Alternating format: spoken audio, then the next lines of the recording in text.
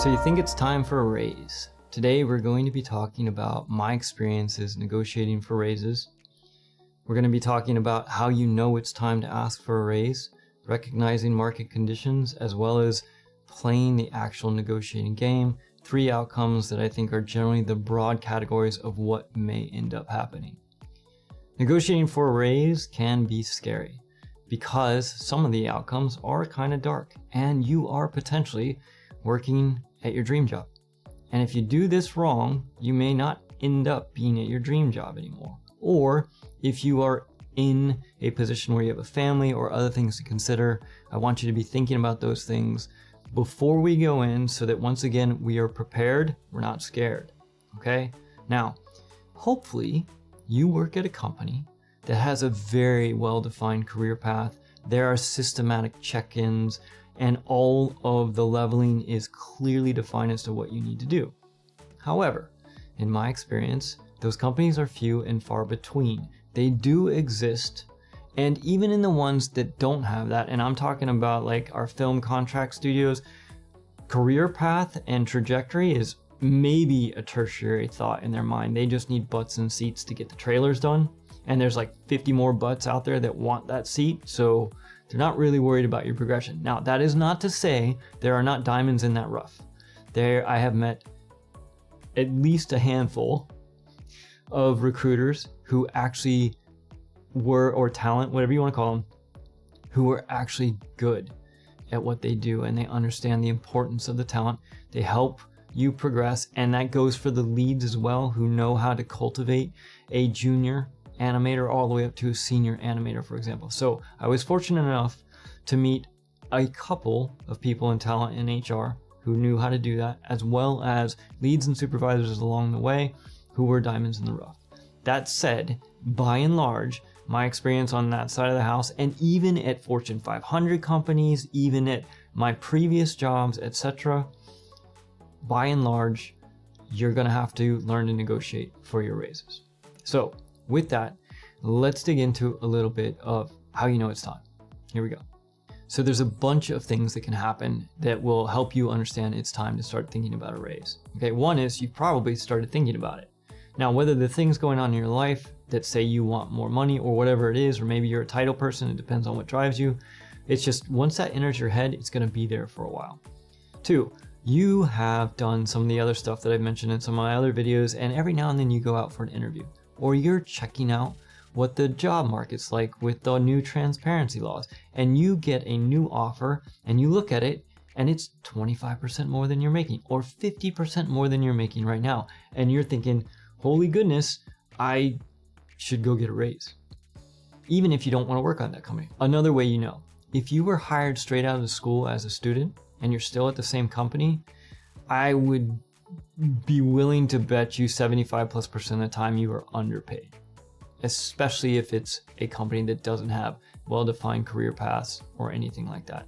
Another good one is if you were hired in an employer market. So the job market is very much like the housing market. There's a buyer-seller's market. Well, there's an employee and employer market. So when there are too many jobs and not enough people, that's an employee market. You start getting insane salaries. You get great negotiating packages, signing bonuses. You know, it's money falling out of the sky, and the streets are made of cheese, and there's no cats. But the flip side of that is the employer's market, where there's too many candidates. They can be very selective, and they don't have to pay as much. So if you were hired during an employer's market, you might be underpaid. All right. Another one is you've leveled up. You notice that you are producing more footage, more drawings, better quality, and you can just feel that. Or you've taken on additional responsibilities, whether it be leadership roles, management responsibilities, leading initiatives, whatever that is. Those are all just a bunch of different reasons. And there are more things that can pop up that would be a good little indicator that it might be time for you to start negotiating and asking for a raise. Also, in general, like I said, keeping an eye on the pay transparency bands, looking at other companies, you can start to kind of gauge how you're doing relative to that. So with that, now that we know it's time to ask for a raise, let's talk about one more thing. I want you to take a realistic step back at this point, and you need to do a realistic self-evaluation, because even though you think you deserve a raise, I'll give you a scenario. All mid-level artists, you're producing the least amount or the lowest quality, you're probably not in a position to be asking for a raise. And it's very difficult to figure this out because you're doing this thing where you're trying to compare yourself to other people. You don't know where they are in pay bands or salaries or maybe even positions. But hopefully you can sit back and take a realistic look at, have you improved enough? Do you actually satisfy the job requirements for the next level? Or are you, relative to your colleagues, either producing higher quality or better work, or they're coming to you, etc., or have more responsibilities? I don't want you to oversell or undersell yourself on this. Don't be overly egotistical, but also cut yourself some slack, right? Don't sell yourself short either. Make a realistic assessment. And once you've done that, if you've checked all those boxes and you're thinking, it's time, now let's start talking about the game and how to negotiate. Here we go. All right. I look at this entire section of negotiating the raise as a little bit of game theory, because it really is a strategy game and there's a lot that goes into it. And before we get into the strategy and the potential outcomes, there are a couple things that are very important to understand. If you hear nothing at all, hear this. Do not show your hand unless you are willing to play out the entire strategy to the end. The minute you show your hand, you may inadvertently set things in motion that you were not ready for. And that's why we're going to be talking about a few different outcomes so that you are ready and you can decide whether or not you show your hand. One of the reasons that's important is, there's a couple reasons. One is you may already be working in your dream job. If you show your hand and you get sent walking, you just lost your dream job. So it's important that you understand the outcomes. Two, as a result of understanding outcomes, you can take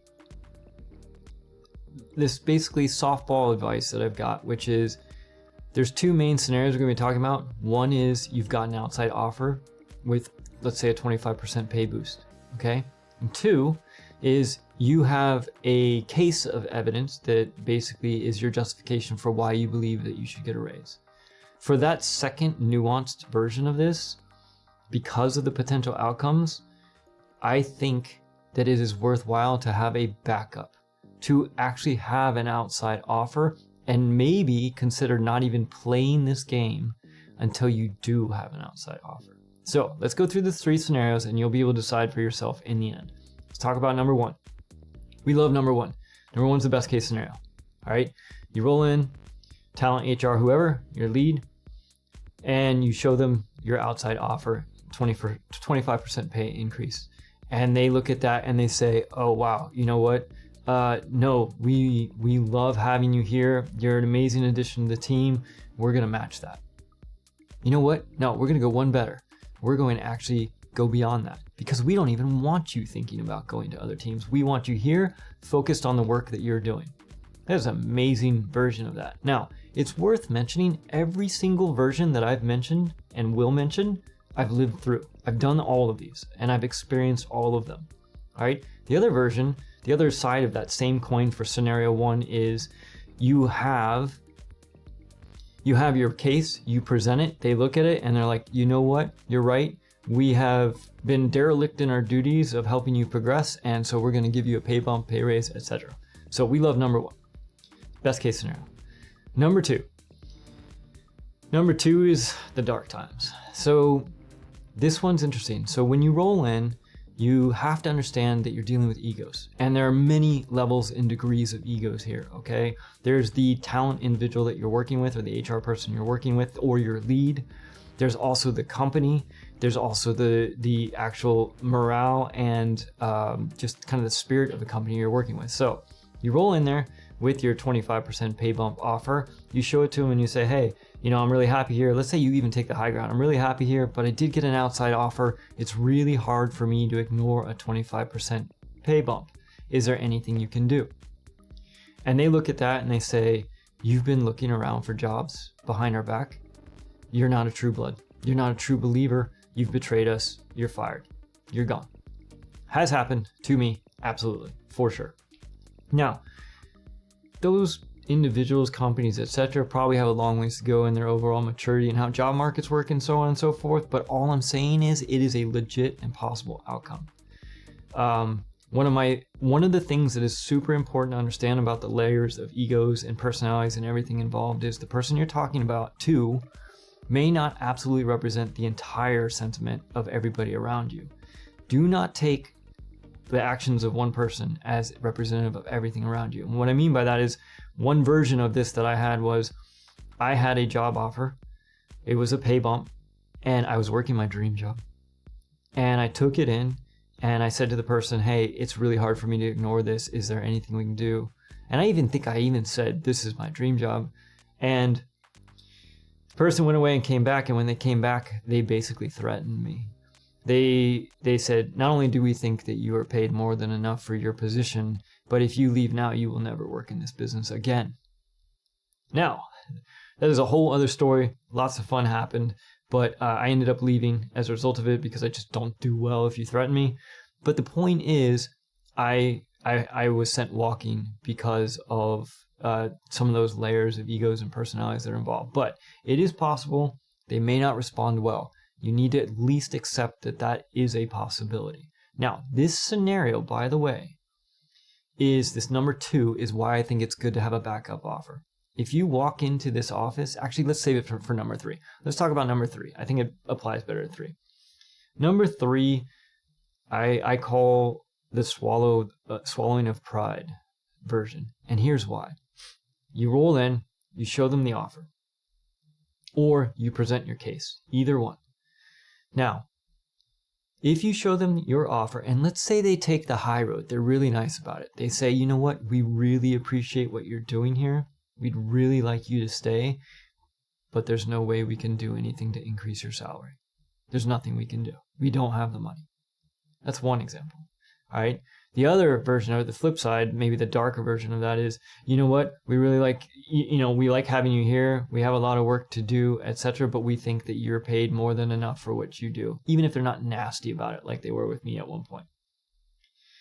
This scenario is one of the ones that I see people struggle with the most, because what happens is you get to a point where you've played your hand. They have said, they've called your bluff, if you will. And you have to choose. You can stay, not get a pay increase, pass up a 25% pay increase, basically eat your pride and keep working.